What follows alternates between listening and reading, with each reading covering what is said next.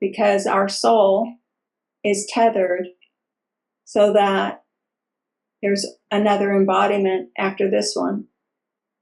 And so what they really strongly suggest, because our life is temporary, but there'll be another derivative of our life that will move forward, because that's the way it works. But the soul is immortal, and the soul will continue here until we change that. So it's unlayering.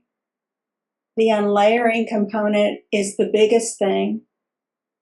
And I believe it's what causes people to be homeless and what causes a lot of our shortcomings, because we're not operating with a full deck.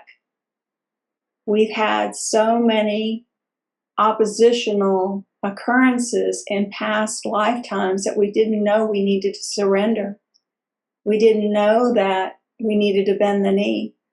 And so when we pass from that life and the shortcoming that we enacted because we didn't choose the higher or the highest opportunity or platform of understanding to move forward, and when we didn't do that, then that lesser thing becomes tethered to the soul and to each subsequent embodiment.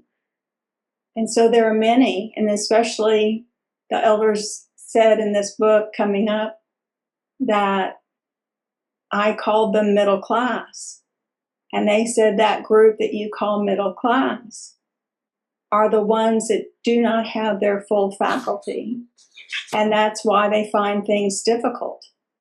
And they find it hard to do things because they're not operating as they once did.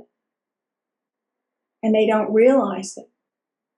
And so that's what this Given in Love is all about. It's about recognizing that we have shortcomings, that we need to restore the wholeness. Because before we leave this life, we want to restore the wholeness of our soul, and we want to restore the shortcomings that are so prevalent, I know, that were within my life. And so it's a little bit of a process, and you got to roll up your sleeves, and you got to start to, to do some steps that they outline. But we've never had anything like this before that I'm aware of. And so it's an opportunity, and we need to take the opportunity and make it real by enacting and doing and making it a priority and setting an intention that it's the most important thing for a time. Doesn't have to be forever, but for a time.